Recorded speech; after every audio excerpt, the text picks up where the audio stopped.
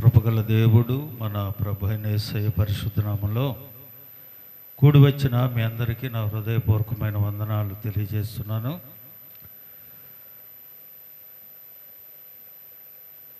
కొద్దిసేపు దేవుని మాటలు విందాం. పరిశుద్ధ గ్రంథము నుండి కీర్తనల గ్రంథము 3వ కీర్తన 6వ వచనాన్ని చదువుకుందాం. కీర్తనల గ్రంథము 3వ కీర్తన 6వ వచనం. 10,000 మంది దండెత్తి నా మీదకి వచ్చి మోహరించినను నేను భయపడను.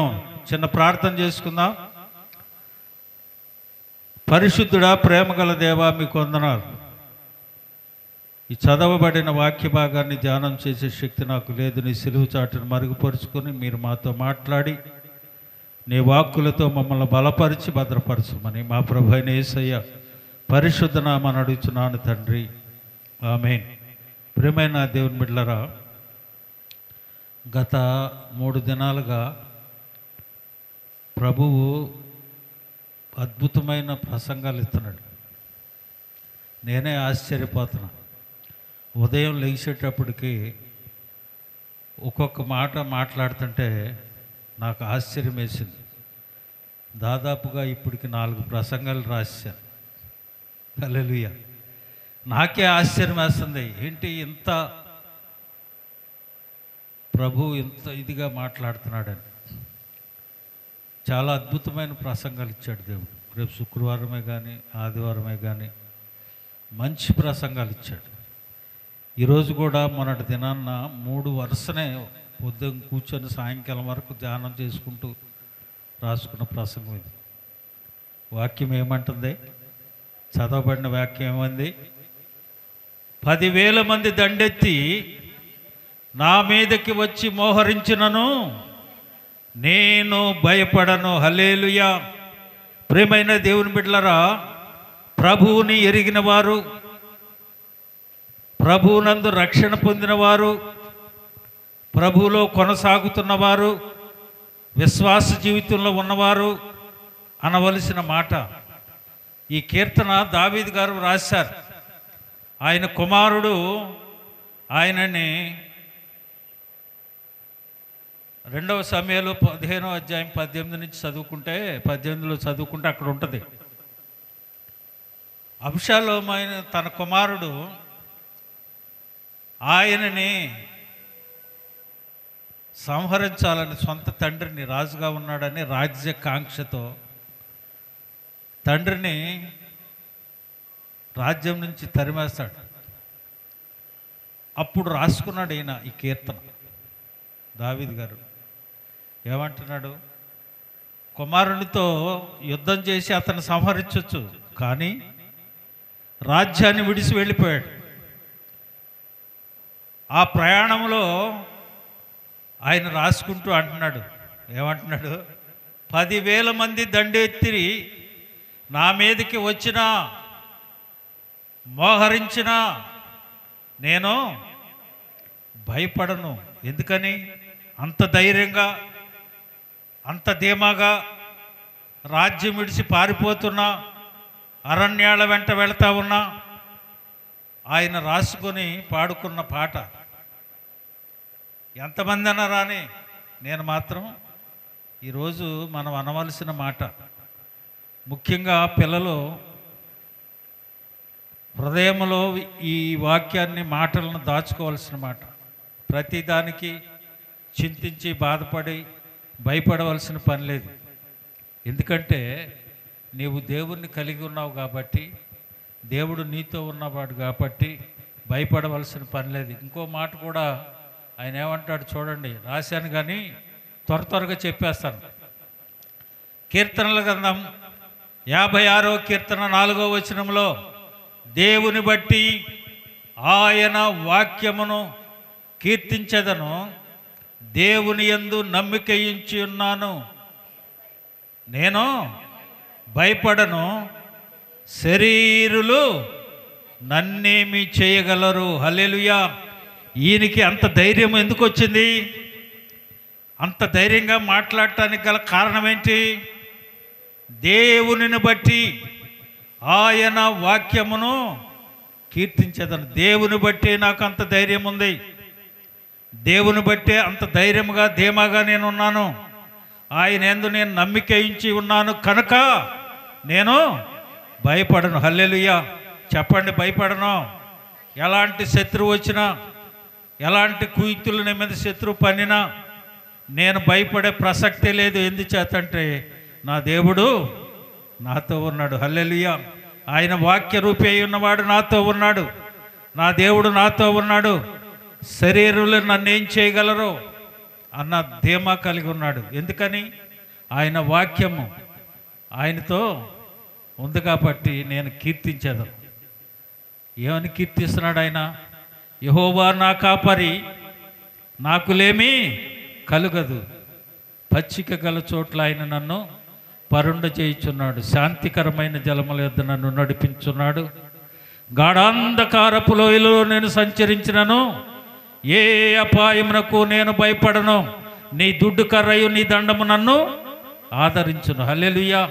అంత ధీమాగా చెప్పగలిగినట్లుగా మనం ఉండాలి. ఏదో నామకార్థంగా భక్తిగా బయట వచ్చేసి ప్రార్థన చేసుకొని రెండు మాటలు ఏదో చెప్తున్నాడు ఈనేసి వెళ్ళిపోదాను కాదు. ఆ ధైర్యముగా చెప్పగలిగిన ధైర్యం మనలో కలిగి ఉండాలి. ఆ దమ్ము మనలో ఉండాలి.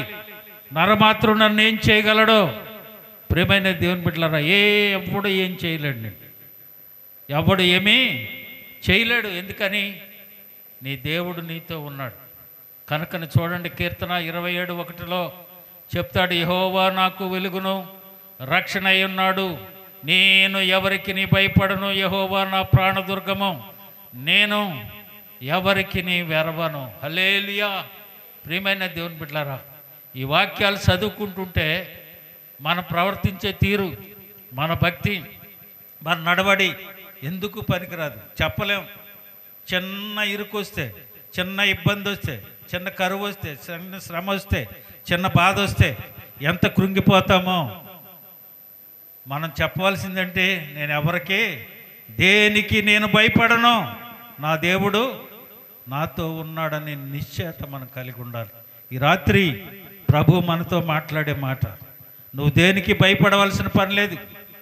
ఎవరు ఏమన్నా నిందించినా చివరికి తన కుమారుడే తన్ను రాజ్యకాంక్షతో తన్ను రాజ్య విముక్తుని చేస్తున్నా.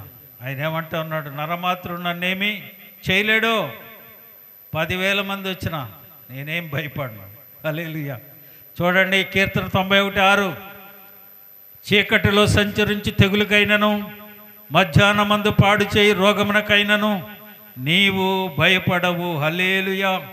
ఎందుకని? ఏ రోగం వచ్చినా, రొప్పు వచ్చినా, ఏ తెగులు వచ్చినా నీవు భయపడక ఉండాలి. ఎందుకని?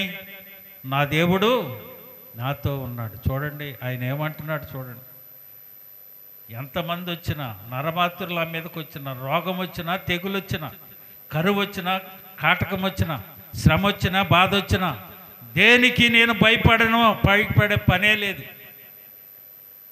అలాగే చెప్పగలగలమా? ఈ రోజున నువ్వు స్కూల్లోకి వెళ్ళినా, మరి సబ్జెక్టులు మంచి అర్థం కాని సబ్జెక్టులు నీతో ఉన్నా, నీకు చెప్పేది అర్థం కాకపోయినా ఏమనాలి? నువ్వు నాకు అర్థం కావట్లేదు, ఏం చేయాలరా బాబా అని అంటానికి లేదు. నువ్వేమనాలి? నిజంగా నీవు దేవుని కలిగి ఉంటే, దేవునిలో నువ్వు ఉంటే, వాక్య రూపి అయిన దేవుని నువ్వు కలిగి ఉంటే, చిన్న వాక్యం చదువుకొని 33:3 చెప్పాడుగా. ఇర్మీయా గ్రంథం 33:3 చెప్పాడా? నీ అన్నీ నేను చెప్తాను అన్నాడు. నువ్వే చెప్పావుగా వాక్యంలో, భయపడొద్దు నేను చూసుకుంటానని. నేను భయపట్లా, నీవు నాతో ఉండు. హల్లెలూయా. ప్రియమైన దేవుని బిడ్డలారా, హెబ్రీ పత్రిక 13:6 త్వరగా తీయండి. కాబట్టి ప్రభువు నాకు సహాయకుడు, నేను భయపడను, నరమాత్రుడు నాకేమి చేయగలడు అని మంచి ధైర్యముతో చెప్పగలవారమై ఉన్నాము. హల్లెలూయా. విశ్వాసి ఎలా ఉండాలట? దేవుని నమ్ముకున్నవాడు ఎలా ఉండాలంట? రక్షణ అనుభవంలో కలిగిన వాడు ఎలా ఉండాలంట? క్రీస్తుని ధరించుకున్నవాడు ఎలా ఉండాలి? వాక్యంలో ఎదుగుచున్నవాడు ఎలా ఉండాలి? భక్తిలో ఉన్నవాడు ఎలా ఉండాలి? కాబట్టి ప్రభువు నాకు సహాయకుడు, నేను భయపడను, నరమాత్రుడు నాకేమి చేయగలడు అని. ఇంకా చదవండి. మంచి ఏ ధైర్యంతో, మంచి ధైర్యముతో చెప్పగలవారమై ఉన్నాము. హల్లెలూయా. చెప్పగలుగుతావా? ఈరోజు ఒక నిశ్చయానికి వస్తావా? ఒక తీర్మానానికి వస్తావా? నేను ధైర్యంతో ఉన్నా, నరమాత్రుడు నాకేమీ చేయలేడు. నువ్వు ప్రార్థన చేసేటప్పుడు కూడా అలాగే చేయాలి. అయ్యా నాది ఇది, అదే నాకు ఇది, ఈ లోటు ఆ లోటు అనేది లేదు. అడగక మునిపే నీ అక్కర్లు ఎరిగిన దేవుడు ఆయన. హల్లెలూయా. నువ్వు చెప్పక మునికే నీ పరిస్థితి ఎరిగిన దేవుడు ఆయన. నీకు ఏ అవసరత ఉందో, ఏ అక్కరత ఉందో, ఏ ఇబ్బందిలో ఉన్నావో, ఏ రోగంలో ఉన్నావో, ఏ రొప్పులో ఉన్నావో, ఏ అశాంతి జీవితంలో ఉన్నావో, ఏ దయలేని పరిస్థితిలోనూ ఉన్నావో, నా దేవుడు దయ కలిగి నిన్ను కరుణించే దేవుడు. హల్లెలూయా. అందుకని ఆయన అంటున్నాడు, ధైర్యం కలిగిన వారమై, చెప్పగల వారమై మనం ఉండాలట. ఈ రోజున భయాన్ని విడిచిపెట్టి ఏదైనా సరే, ఇబ్బంది అయినా సరే, ఏ రోగమైనా సరే, ఏ కరువైనా సరే ధైర్యం వహించి మనం ఉండాలి. హల్లెలూయా. వాక్యం అంటుంది 85వ కీర్తన 9వ వచనంలో, మనము మన దేశంలో మహిమ నివసించున్నట్లు ఆయన రక్షణ ఆయనకు భయపడి వారి మీద ఉందట. ఎవరి మీద ఉంది? ఏమండి? ఆయన రక్షణ ఎవరి మీద ఉంది? ఎవరిని రక్షిస్తాడు? ఎవరిని ధైర్యపరుస్తాడు? ఆయనకు భయపడి వారి మీద. హల్లెలూయా. ఆయనకు భయపడి వారి మీద ఆయన రక్షణ ఉంది. ఆ ప్రభువు నన్ను రక్షిస్తాడు, నా తండ్రి నన్ను రక్షించుకుంటాడు, నన్ను కాపాడుకుంటాడు, నన్ను భద్రపరుచుకుంటాడు, నాకు శాంతిని అనుగ్రహిస్తాడు, నాకు సమాధానాన్ని ఇస్తాడు, నా రోగం నుంచి తప్పిస్తాడు అనే ధైర్యంతో నువ్వు ఉండాలి. ఆ రక్షణకర్త నీకున్నాడు. హల్లెలూయా. చూడండి, లోకాసు వార్త 1వ అధ్యాయం 50వ వచనంలో, ఆయనకు భయపడు వారి మీద ఆయన కరికరము తరములు ఉండునంట. హల్లెలూయా. నువ్వు భయపడకుండా ఆయనకు భయపడితే, లోకానికి కాదు, ఇబ్బందులకు కాదు, రోగాలకు కాదు, కరువులకు కాదు, వీటికి కాదు నువ్వు భయపడవలసిందే. ఎవరికి భయపడాలి? దేవునికి భయపడి వారి మీద ఆయన కరికరము తరతరములు నిలుస్తుందట. హల్లెలూయా. ప్రియమైన దేవుని బిడ్డలారా, తరతరములు, ఒకరోజు కాదు, 2 రోజులు కాదు, నీ తర్వాత నీ పిల్లలు, నీ పిల్లల పిల్లల పిల్లలు దేవుని కనికరాన్ని పొందుకుంటారని దేవుని వాక్యం అంటుంది. హల్లెలూయా. 118వ కీర్తన 6వ వచనంలో, యెహోవా నా పక్షమునున్నాడు, నేను భయపడను. ఆయనకు నువ్వు భయపడితే నిన్ను భయపడకుండా చేస్తాడు ఆయన. నువ్వు శత్రువుకు భయపడితే, సాతానుకుడు భయపడితే, లోకానికి భయపడితే నిన్ను భయపడతారు. కానీ నీవు ఆయనకు భయపడితే నీలో ఉన్న భయాన్ని తొలగిస్తాడు ఆయన. హల్లెలూయా.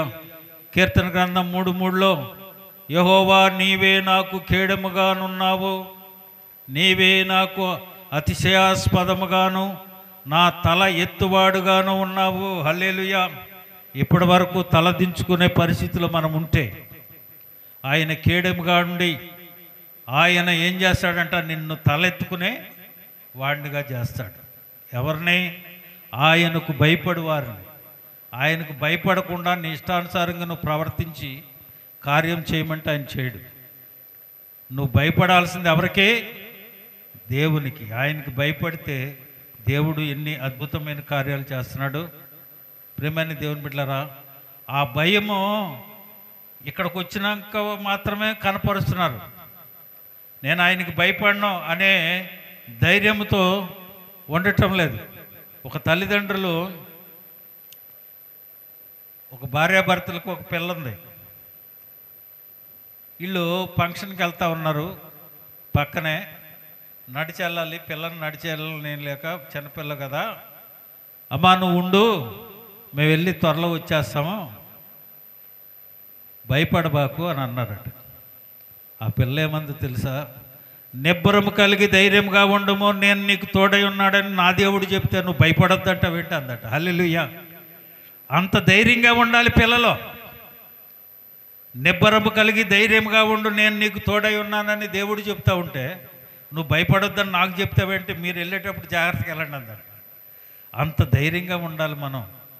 అంత ఇదిగా దేవుడు నాతో ఉన్నాడు, నేను భయపడనని నిశ్చయిత మనలో కలిగి ఉంటే ప్రభు నీకు అద్భుతమైన కార్యాలు చేసి బలపరుస్తాడు. చూడండి కీర్తనగా 3:5 చూడండి, యెహోవా నీవే నాకు ఆధారము కావున నేను పండుకొని నిద్రపోయి మేల్కొందును. ఎంత ధైర్యంగా చెప్తున్నాడు చూడండి.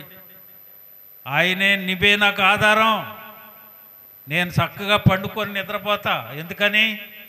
మనం ప్రార్థన చేసేటప్పుడు ఏం చేస్తాం చూడండి. మనం ప్రార్థన చేసేటప్పుడు ఏం చేస్తాం? ప్రభా నేను పడుకుండా నా మంచం చుట్టూ నీ దేవదూతలు కంచి మంచి నిద్ర సుఖ నిద్ర దయచేయి అంటాడు. మళ్ళీ ఉదయాన్నే లేచి ప్రభా రాత్రి అంతా నిద్ర పట్టించావు, ఈరోజు నేను చేసే పనులన్నింటికి తోడుగా ఉన్నానంట. అట్లా కాదు. నిబ్బరం కలిగి ధైర్యంగా ఉండటం అంటే ఆయన చెప్పే మాట అంటే, యెహోవా నీవే నాకు ఆధారం. ఏమంటున్నాడు? కావున నేను పండుకొని నిద్రపోయి మేల్కొంటా అంటే ఎంత ధైర్యంగా ఉంటున్నాడు చూడండి. ఆ ధైర్యం మనలో ఉండాలి. చూడండి, పడుకునేటప్పుడు ఏదో కొంత అలికిడో లేకపోతే ఏ పిల్లో లేకపోతే ఏ రేకో కదిలిందనుకో, అప్పుడు చూస్తాం బైబిలే, ఎక్కడుందిరా బాబు, ఇటు తీసుకొచ్చి తల కింద ఇట్టాడు. లేదా ఏ హాస్పిటల్కి వెళ్ళాం అనుకో, మన దగ్గర తల కింద ఏముండాలి?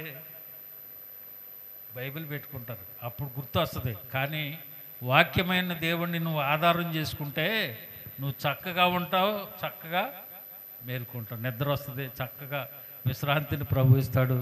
తర్వాత చూడండి 34లో 3-4 వచనాలు, 3వ కీర్తన 4వ వచనం. ఏం చేశాడంట ఆయన? ఏమెత్తి ఎల్లుగెత్తి ఏం చేశాడు? ఎలుగెత్తి ఏంటి? చేతులు పైకి, అయ్యా నేను యెహోవాకు మొరపెట్టినప్పుడు ఆయన తన పరిశుద్ధ పర్వతము నుండి నాకు ఉత్తరం ఇచ్చెను. ఎలాగ ప్రార్థన చేస్తే? ఎలుగెత్తి మొరపెడతా ఉన్నాడు. అయ్యా నన్ను కాపాడు, నా కుటుంబాన్ని కాపాడు, నా భర్తను కాపాడు, బిడ్డలను కాపాడు అంటే ఆయన ఏం చేస్తున్నాడంటే వెంటనే ఆయన ఏం చేస్తున్నాడు? నీకు ఉత్తరం ఇస్తున్నాడు, నీతో మాట్లాడుతూ ఉన్నాడు. ఎప్పుడు మాట్లాడుతున్నాడు ఆయన? ఎలుగెత్తి నువ్వు మొరపెడితే. ప్రార్థన చేయరంటే నాకు ఆమెను కూడా వినపడతలా.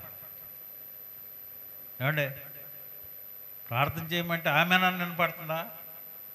ఏమంటే తండ్రి సన్నిధిలో ప్రార్థన చేసేటప్పుడు ఎవరైనా సిగ్గుపడతారా? చెప్పండి. గట్టిగా ప్రార్థన చేయాలి. ఇప్పుడు విన్నారా? ఇప్పుడు నీ మొర దేవుడు వినాలంటే నువ్వేం చేయాలి? ఎలా ప్రార్థన చేయాలి? ఎవరి కోసం చేస్తున్నావు? నీ కోసం, నా కోసమా? ఇక్కడ కూర్చున్న వాళ్ళ కోసమా? నీ ప్రార్థన దేవుడు వినాలంటే నువ్వేం చేయాలి? గట్టిగా ప్రార్థన చేయాలి. ఎలుగెత్తి, ప్రభా ఈ దినం మాకు అనుగ్రహించారు, నీకు వందనాలు. నీ సన్నిధికి తీసుకొచ్చావు, నీకు వందనాలు. ఇప్పటిదాకా పాటలు పాడాం, నీ సేవకుడు నిలబడి వాక్యం చెప్తున్నాడు. అవి మాకు అర్థమయ్యేటట్టు, వాటిని అనుసరించేటట్లు మమ్మల్ని బలపరచు. ప్రార్థన చేయాలి. ఎవరి కోసం చేస్తున్నావు? నీ కోసం చేయాలి. అది నీకు వెంటనే దేవుడు ఏం చేస్తాడంట? ఉత్తరం ఇస్తాడు, జవాబు ఇస్తాడు. నువ్వు చేసే ప్రార్థన ఆలకించి వెంటనే దేవుడు నీతో మాట్లాడతాడు. హల్లెలూయా. వాక్యాన్ని నేర్చుకోవాలి. ఏ రీతిగా దేవుడు మనతో ఉంటాడు, ఏ రీతిగా దేవుడు మనతో మాట్లాడతాడు, ఏం చేస్తే మాట్లాడతాడు, దేవుడే వాక్యంలో తెలియజేసి, నా సొంత మాటలే నేను చెప్పట్లా. అందుకని మీకు ప్రతిదీ రెఫరెన్స్ చూపించి చెప్తాను. లేకపోతే ఒక వాక్యం తీసుకొని చుట్టేయచ్చు, నేను చెప్పేయచ్చు. ఎందుకని? నీకు ఒకనొక రోజు అది ఆధారం అవుతుంది. ఇబ్బందులు ఉన్నప్పుడు, శ్రమలో ఉన్నప్పుడు, ప్రార్థన చేసేటప్పుడు, ప్రభా ఇగో ఈ వాక్యంలో పరిశుద్ధ గ్రంథంలో ఇలా రాయించావుగా, దీని వాక్యాన్ని చదువుకొని ప్రభా ఈ వాక్యం ద్వారా నాతో మాట్లాడండి. ప్రార్థన చేసుకోవాలి. హల్లెలూయా. తర్వాత చూడండి 3:6లో చూడండి, 10,000 మంది దండెత్తిన నా మీదకి వచ్చి మోహరించినను నేను భయపడను. అంత ధీమాగా చెప్పగలుగుతున్నాడు దావీదు. సౌలుతో అన్నాడు, 40 దినాల నుంచి గొల్యాతు ప్రజలను హింసిస్తూ ఉన్నాడు, సవాల్ చేస్తూ ఉన్నాడు. ధైర్యంతో ఏమన్నాడు తెలుసా? అంతమంది జనం, అన్ని వేల మంది సైన్యము చేయలేని పనిని ఈయన ఏమన్నాడు తెలుసా? ధైర్యంగా నేను వెళ్ళి ఆ గొల్లియాతుని సంహరిస్తాను. ఒరే 6 మూరల జానుడు ఉన్నాడు, నువ్వు చూస్తే బొడ్డోడివి, నువ్వు వెళ్ళి యుద్ధం చేస్తానంటావు. లేదు లేదు, నేను నా గొర్రెల మందను మేపేటప్పుడు సింహం వచ్చింది, పట్టుకొని చీల్చేసా. ఎలుగుబంటి వచ్చింది, పట్టుకొని చీల్చేసా. ఈడంతా కోన్కేసుకా అన్నాడు.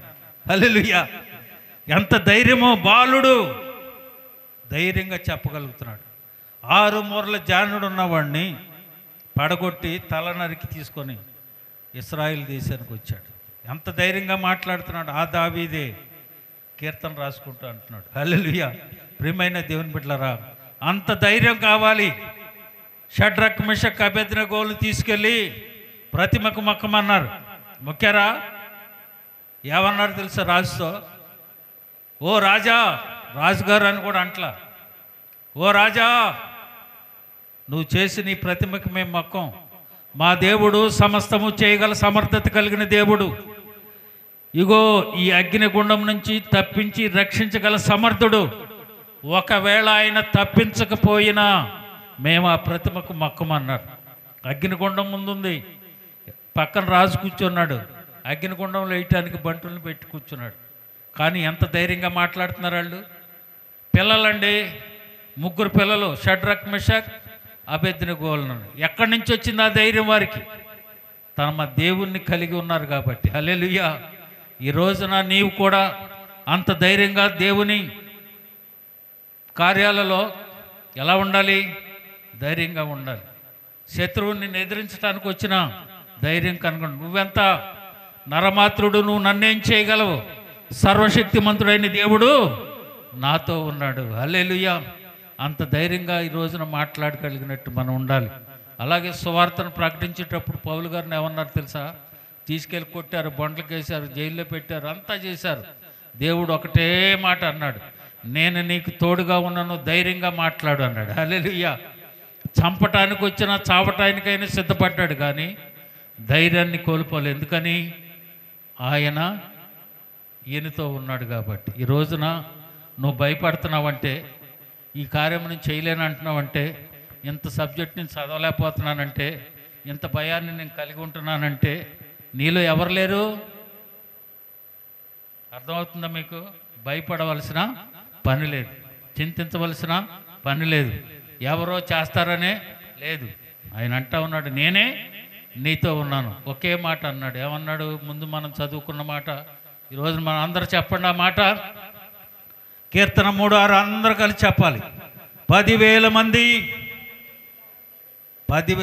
చెప్పండి అందరూ. 10,000 మంది దండెత్తి నా మీదికి వచ్చి మోహరించినను నేను భయపడను, నేను భయపడను. హల్లెలూయా! అందరూ 2 చేతుల పైకి దేవుని స్తోత్రం. హల్లెలూయా! ప్రియమైన దేవుని బిడ్డలారా, ఈరోజు దేవుడు నీతో మాట్లాడాడు. ఏమంటున్నాడు? దేవుణ్ణి బట్టి, ఆయన వాక్యాన్ని బట్టి ధైర్యంగా ఉండు. ఆయన యందు నమ్మిక ఉంచు. ఆయన్ను దుర్గముగా చేసుకో. ఆయన సహాయాన్ని పొందుకో. ఆయనకు భయపడు. ఆయన పక్షంగా నుండు. నీవే నాకు ఆధారమని చెప్పు, నీవే నాకు కేడమని చెప్పు. ఆయనను మొరపెట్టు. 10,000 మంది నీ మీదకి వచ్చిన నువ్వు భయపడకుండా ధైర్యంగా ఉండేటట్టు ప్రభువు నీకు ధైర్యాన్ని అనుగ్రహిస్తాడు. దేవుడు తన మాటలను దీవించి ఆశీర్వదించును గాక.